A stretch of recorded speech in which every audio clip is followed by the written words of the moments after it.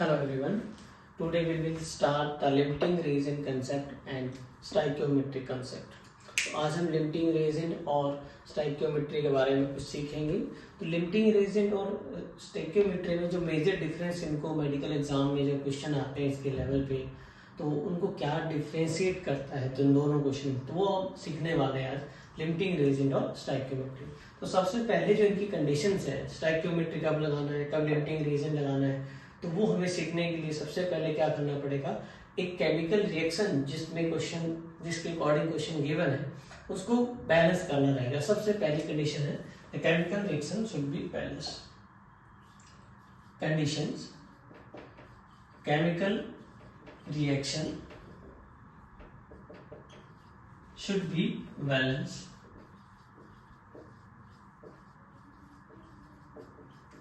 तो chemical reaction balance होनी चाहिए दोनों के लिए। तो अब हम स्टोइकियोमेट्री की कुछ जान पहचान कर लेते हैं। स्टोइकियोमेट्री और लिमिटिंग रीजन का जो मेजर क्वेश्चन आता है उसमें क्या डिफरेंस रहता है, मेजर डिफरेंस क्या है। तो सबसे पहला स्टोइकियोमेट्री के बारे में बात करते हैं। स्टोइकियोमेट्री, स्टोइकियोमेट्री का जो क्वेश्चन आता है उसमें क्या गिवन होगा हमें। तो सबसे पहले क्या पहचान है इस क्वेश्चन की, when amount of only one substance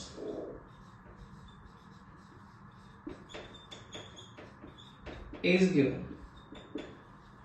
तो पहली कंडीशन है कि जब हमें एक सब्सटेंस का अमाउंट गिवन हो तब हम स्टोइकियोमेट्री लगाते हैं। सेकंड कंडीशन क्या है इसकी, when amount of one substance, two substance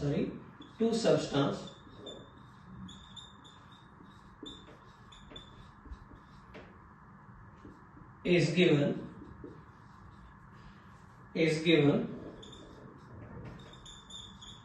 and ask for percentage purity or impurities। तो जब हमें दो सब्सटेंस का अमाउंट गिवन हो और साथ में गिवन हो परसेंटेज इम्प्योरिटी और इम्प्योरिटी पूछा गया हो क्वेश्चन में, तब हम स्टोइकियोमेट्री लगाएंगे। पहली कंडीशन है जब सिर्फ एक सब्सटेंस का अमाउंट गिवन हो तब, और दूसरा कब, जब हमें दो सब्सटेंस का अमाउंट गिवन हो प्लस साथ में क्या हो, परसेंटेज इम्प्योरिटी और इम्प्योरिटी के बारे में कहा गया हो, तब हम क्या लगाएंगे, स्टोइकियोमेट्री लगाएंगे। सेकंड है हमारे पास limiting reagent. Limiting reagent LR, limiting reagent LR। ये कब लगाना है, लिमिटिंग रिएजेंट लगाने के लिए हमें सबसे पहले पहचानना है क्वेश्चन को इस तरीके से, when amount of two substance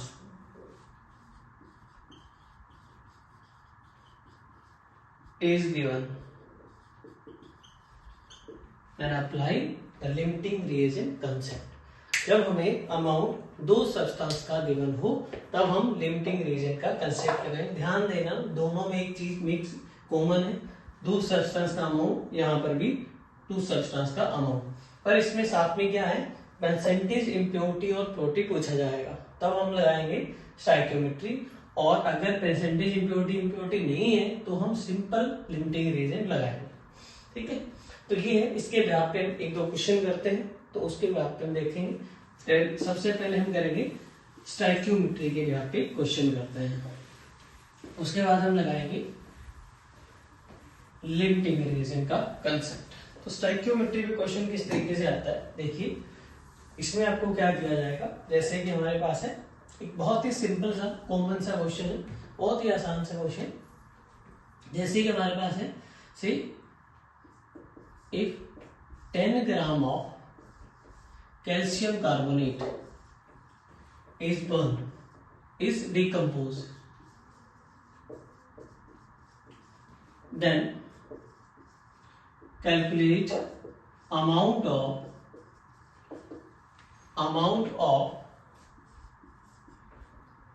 CO2 produced, CO2 produced।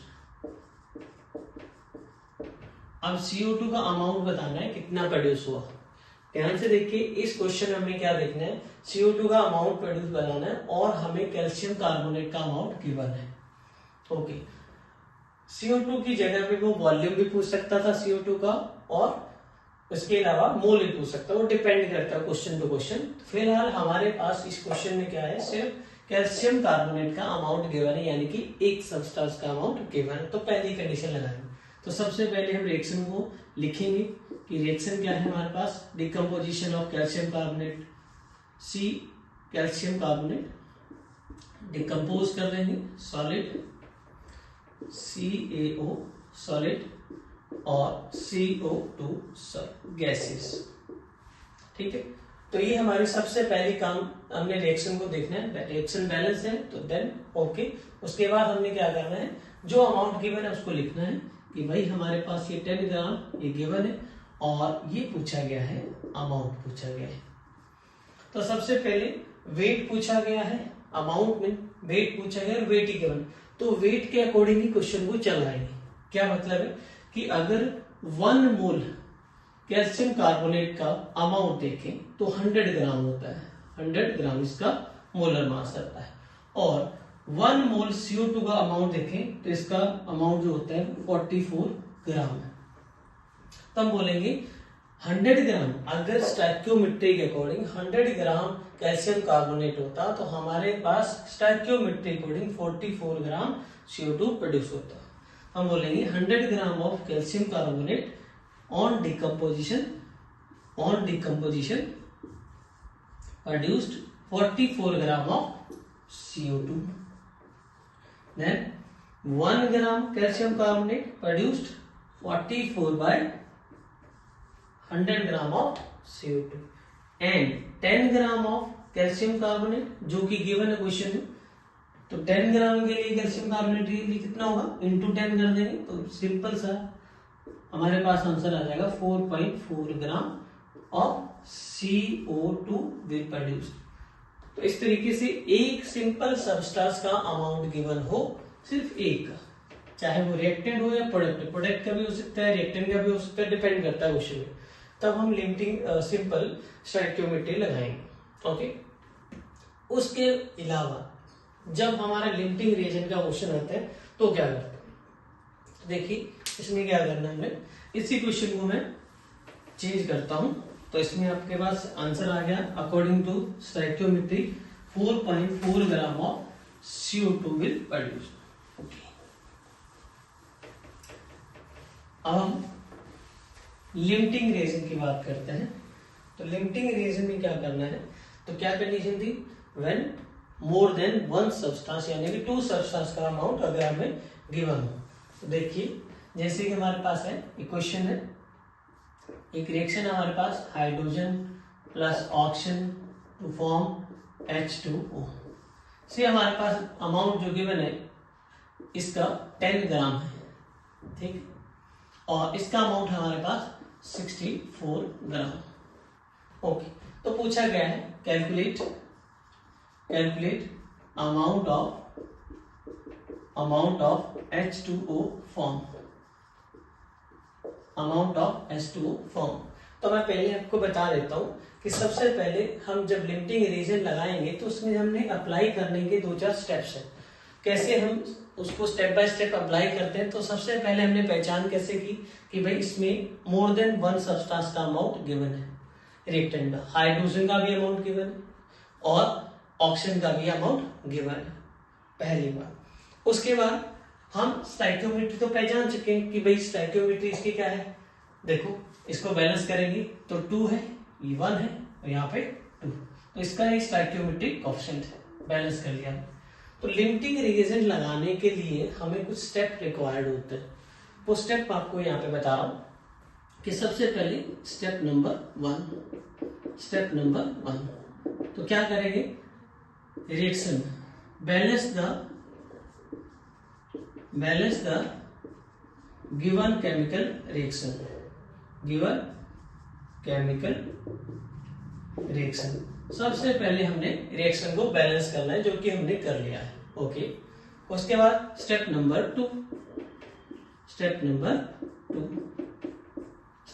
2 में क्या करना है, calculate number of moles of each substance from given data. जो डाटा हमें गिवन है, डेटा गिवन है, उससे हम नंबर ऑफ मोल्स फाइंड करेंगे। तो इसके मोल्स कितने आ जाएंगे, इसके मोल्स आ जाएंगे आपके पास 10/2 मोलर मास, यानी कि इसके आगे आपके पास 5 मोल्स, और इसके कितने आ जाएंगे ऑक्सीजन के 64/32, यानी कि इसके मोल्स आपके आगे 2 मोल्स। ठीक, तो सब उसके बाद हमने क्या किया, पहले रिएक्शन को बैलेंस किया, उसके बाद सभी सब्सटेंस के जो डाटा गिवन था उसके अकॉर्डिंग सबके मोल फाइंड कर लिए। उसके बाद स्टेप नंबर 3, उसके बाद क्या करना है, divide the number of moles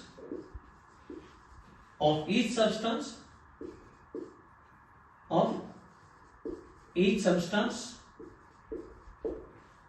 to their stoichiometric coefficient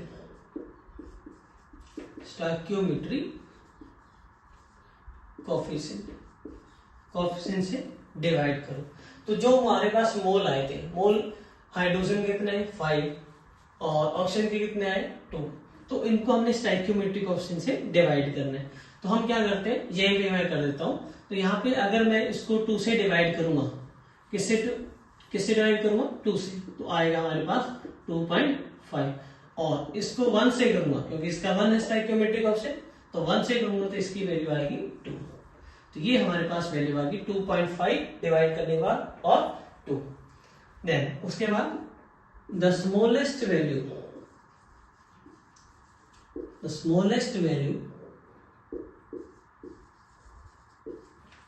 will give the limiting reagent।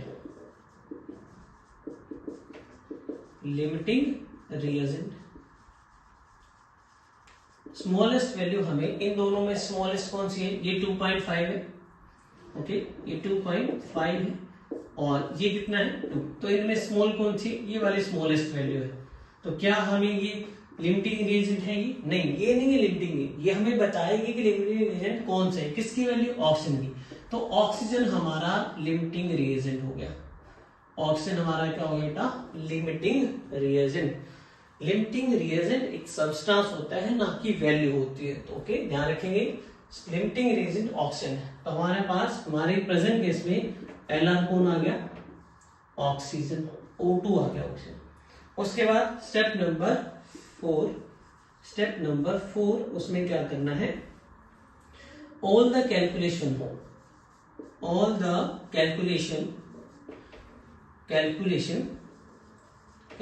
में क्या आ जाएगा, जैसे कि एक्सेस रिएजेंट फाइंड करना है हाइड्रोजन, जैसे कि वाटर कितना बना, प्रोडक्ट फॉर्मेशन वो कितना बना, तो हम किसके व्याप पे करेंगे, लिमिटिंग रिएजेंट के व्याप पे। All the calculation will be done on the basis of limiting reagent। तो अब हमारे पास जब हमने लिमिटिंग रिएजेंट फाइंड कर लिया है, तो हमारा ये क्वेश्चन, ये जो पूरा क्वेश्चन है वो किसके अकॉर्डिंग करेंगे, स्टोइकियोमेट्री के अकॉर्डिंग हम इसको आगे सॉल्व करेंगे। मतलब अभी ये स्टोइकियोमेट्री एक सिंपल सा क्वेश्चन बन चुका है जब हमने लिमिटिंग रिएजेंट फाइंड कर लिया। तो देखिए, अब 64 ग्राम से हम वाटर बनाएंगे कि भाई वाटर कितना बना। अब हमें पता लग गया 64 ग्राम ऑक्सीजन, यानी कि ऑक्सीजन हमारा लिमिटिंग रिएजेंट। तो देखते हैं कितना प्रोडक्ट बना। एक बार फिर से रिपीट कर देता हूँ। सबसे पहले रिएक्शन को बैलेंस करना है, उसके बाद क्या करना है, नंबर ऑफ मोल्स कैलकुलेट करने, सभी सब्सटेंस के जो डाटा गिवन है उसके according number of moles find करने हैं। उसके बाद क्या करना है, स्टेप नंबर 3 में इन नंबर ऑफ मोल्स को, जो नंबर ऑफ मोल्स हमने कैलकुलेट किए 5/5 और 2, इसको किससे डिवाइड करना है, इनके स्टोइकियोमेट्रिक कोएफिशिएंट से। स्टाइकियोमेट्री क्वेश्चन इसका 2 था, डिवाइड किया 2.5 आ गया। इसका स्टाइकियोमेट्री क्वेश्चन 1 था तो डिवाइड किया 2 आ गया। ओके, डिवाइड करने के बाद जो स्मॉलेस्ट वैल्यू होगी, the smallest value will give the limiting reagent. Smallest value किसकी, ऑक्सीजन की, तो ऑक्सीजन हमारा लिमिटिंग रिएजेंट है। ओके, उसके बाद सभी टाइप की कैलकुलेशन जैसे एक्सेस रिएजेंट, प्रोडक्ट कितना बना, ये सब कैलकुलेशन हम लिमिटिंग रिएजेंट के बिहाफ पे करने वाले हैं। ओके, तो देखते हैं लिमिटिंग रिएजेंट के बिहाफ पे हम आगे की कैलकुलेशन किस तरीके से करते हैं। चलिए, तो अब हम कर रहे हैं प्रोडक्ट कितना बना। तो हम बोलेंगे भाई अब हमारा सिंपल स्टाइकियोमेट्री क्वेश्चन बन गया, तो हम स्टाइकियोमेट्री का क्वेश्चन के अकॉर्डिंग अब देखेंगे वाटर कितना बना। देखो 1 मोल, अगर ये 1 मोल होता 32 ग्राम O2 से कितना ग्राम वाटर बनता, 2 इंटू 18 ग्राम। ये स्टाइकियोमेट्री के अकॉर्डिंग डाटा है। ये स्टाइकियोमेट्री बोल रहा है कि अगर ऐसा होता तो वाटर कितना बनता, 2 इंटू 18 यानी कि 36 ग्राम। ओके, 1 ग्राम के अकॉर्डिंग 1 ग्राम ऑक्सीजन होता तो कितना बनता, 36 डिवाइडेड बाय 32 ग्राम। ओके, तो उसके बाद हमारे पास है कितना, कि है 64 ग्राम। 64 ग्राम ऑक्सीजन से कितना बनेगा, इनटू क्या कर देंगे 64, तो ये इससे कैंसिल हो जाएगा 2, तो हमारे पास आ जाएगा 36 into 2 72 gram H2O is form. तो हमारे पास वाटर का जो अमाउंट है वो कैसे आ गया है, 72 ग्राम वाटर बन गया हमारे पास। तो ये हमारा एक आंसर हो गया कि वाटर कितना बन गया। देखो ध्यान से, हमने इसको नहीं चेक किया। अब ये इसके अकॉर्डिंग सिंपल लिमिटिंग रीजन के बिहाफ पे, ये हमारा LR था, LR के बिहाफ पे हमारा आंसर आ गया। अब दूसरा क्वेश्चन मुझसे कर सकता है कि एक्सेस रीजन कितना बच गया, एक्सेस रीजन कितना बच गया, ये भी क्वेश्चन पुट हो सकता है। तो देखते हैं इसमें कैसे आएगा। पहला ऑप्शन के अकॉर्डिंग हमने ये आंसर निकाल लिया। चलिए, तो ये भी हमने कैलकुलेशन किसके बिहाफ पे करनी है, अगेन लिमिटिंग रीजन के बिहाफ पे। तो अब हम करेंगे भाई ऑक्सीजन यहाँ पे और H2 राइट में लिखते हैं अकॉर्डिंग टू स्टाइकियोमेट्री कि भाई ऑक्सीजन का 1 मोल है, 1 मोल ऑक्सीजन यानी कि 32 ग्राम से कितना हाइड्रोजन कंज्यूम होता है। 32 ग्राम ऑक्सीजन के साथ कितना हाइड्रोजन कंज्यूम होता है, 2 मोल यानी कि 4 ग्राम। ओके, उसके बाद 1 ग्राम ऑक्सीजन के साथ कितना हाइड्रोजन कंज्यूम होगा, 4/32, और 64 ग्राम ऑक्सीजन के साथ हाइड्रोजन कितना कंज्यूम होगा, इनटू कर देंगे 64, तो ये आ जाएगा हमारे पास 8 ग्राम। 8 ग्राम हाइड्रोजन कंज्यूम हो गया इस रिएक्शन में। देखो इसके अकॉर्डिंग इसका 1 मोल है तो इसका 2 मोल कंज्यूम हो रहा है, तो 2 मोल वाटर बन रहे हैं। यानी कि अब ये रिएक्शन हमें क्या बता रही है कि हाइड्रोजन कितना कंज्यूम हुआ, हाइड्रोजन लेफ्ट कितना रह जाएगा, H2 left is equal to available, hydrogen available कितना है माइनस यूज कितना हुआ, तो ये हमारे पास आ जाएगा अवेलेबल कितना था 10 ग्राम। 10 ग्राम अवेलेबल था, 8 ग्राम यूज हो गया, तो हमारे पास 2 ग्राम हाइड्रोजन लेफ्ट रह जाएगा। ध्यान रखना इसमें अवेलेबल माइनस यूज। अवेलेबल की शुरुआत में हमें हाइड्रोजन कितना दिया हुआ था, उसके बाद इसके अकॉर्डिंग स्टाइकियोमेट्री के LR के अकॉर्डिंग कितना वो यूज हो गया, तो यूज जो भी हुआ उसको माइनस कर देंगे। तो इस तरीके से ये स्टाइकियोमेट्री का क्वेश्चन हो जाएगा। तो इन दोनों में मेजर डिफरेंस क्या है, मेजर डिफरेंस है कि आपको LR का क्वेश्चन में 2 का अमाउंट गिवन होगा और स्टाइकियोमेट्री में 1 का अमाउंट, और एक दूसरा एक और है कि दूसरे 2 सब्सटेंस के अमाउंट के साथ एक आपको इम्प्योरिटी और प्योरिटी भी पूछा जा सकता है। देन ओके, तो ये है आपका क्वेश्चन।